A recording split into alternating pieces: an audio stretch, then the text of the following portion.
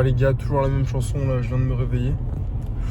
Et je suis dans les bouchons là, comme vous pouvez voir. Et donc, je pensais à un truc. Il y a beaucoup de gens qui, dans ce genre de situation, vont s'énerver, alors que la seule chose à faire, c'est de subir la situation et autant la vivre avec calme. Parce que c'est des situations qu'on ne peut pas contrôler, et donc j'en viens à un truc duquel je voulais parler. Ça se rapproche du stoïcisme, et moi j'aime bien en philosophie faire un peu ce que je veux des concepts pour les appliquer à ma vie. Donc on va parler un peu de ça. Mais en gros, concrètement, le stoïcisme, c'est faire en sorte de contrôler ce que vous pouvez contrôler dans la vie. Ce qui veut dire que tous les éléments extérieurs sur lesquels vous n'avez aucune puissance, faut juste les éviter, ou en tout cas ne pas essayer de les contrôler ou de changer ça. Et du coup de les subir. Parce qu'il y a des situations qui vous arrivent, vous ne pouvez rien y faire.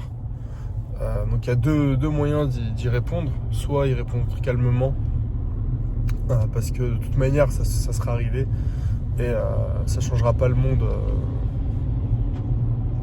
De toute manière ça sera arrivé. Donc autant la gérer avec calme, sans stress, et prendre du recul, plutôt que de plonger dedans alors que vous n'y pouvez rien. Dans la plupart du temps, zéro contrôle sur la situation. Donc aucune utilité de perdre de l'énergie, du temps et de souffrir pour rien. Donc il y a des phrases que j'aime bien qui parlent de ça. Souffrir n'enlève pas la peine de demain, mais enlève la paix d'aujourd'hui. Et la deuxième phrase, c'est qu'on souffre plus dans l'imagination que dans la réalité. Et ça, cette phrase, les deux, mais la deuxième, elle m'a beaucoup aidé, surtout dans mes études. Beaucoup d'oraux, d'examens et tout. Et en réalité, je stressais à chaque fois de louper l'oral, de louper mes examens, alors qu'au final, la plupart du temps, ça se passait bien. Bon, et des fois, ça restait une catastrophe, on va pas se mentir.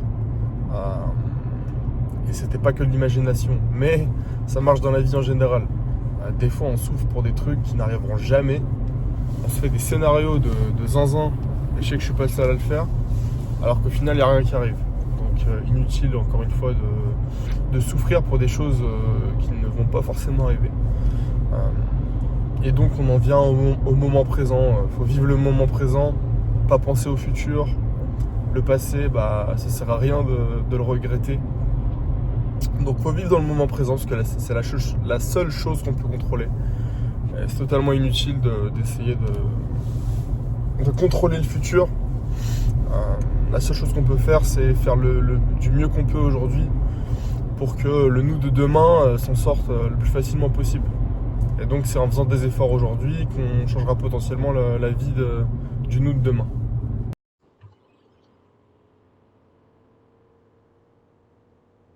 Bon, du coup, je devais aller chez le coiffeur si tout allait bien. Malheureusement, là il y a des bouchons de zinzin. Donc on va contrôler ce qu'on peut contrôler et appliquer ce que je viens de dire. Donc je vais aller faire mes pas dans un parc à Lille. On va faire ce que je peux faire. J'ai appelé le mec pour annuler, bon tant pis. Mais j'aurai pas de belle coupe aujourd'hui. Mais bon, je vous avoue que là, 1 heure dans les bouchons le matin pour rien. Bon, stoïcisme ou pas, ça fait chier, on va pas se mentir. Mais on va aller marcher quand même, tranquillement.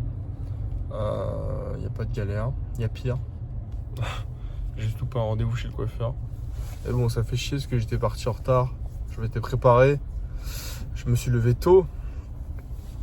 Mais bon, c'est la vie. Pas grave.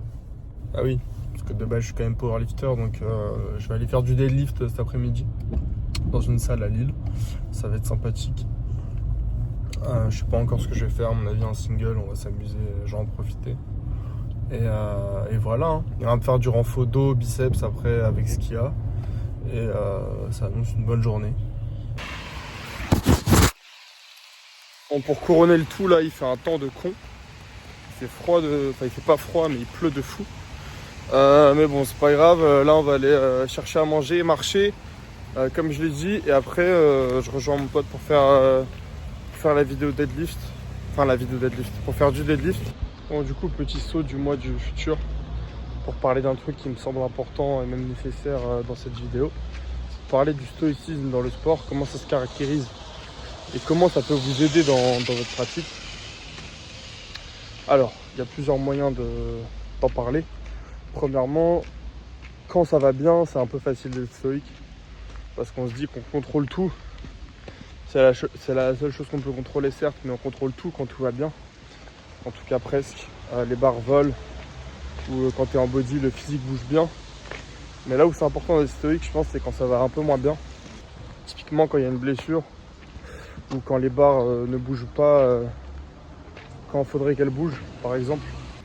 Soit tu te dis que t'es finito et que du coup, c'est que c'est pas fait pour toi. Et donc, si tu te dis ça plusieurs fois par an, tu finis par abandonner tout simplement, en tout cas, te dire que le haut niveau, c'est pas pour toi. Soit tu te dis que tu peux contrôler que ce qui est contrôlable. Et donc, tu te focuses sur les bonnes choses. Et donc, quand tu es blessé, ça va passer par la rééducation, par te dire que ça finira par passer. Moi, j'ai été blessé à un moment pendant plus de 6 à 9 mois, si je dis pas de bêtises.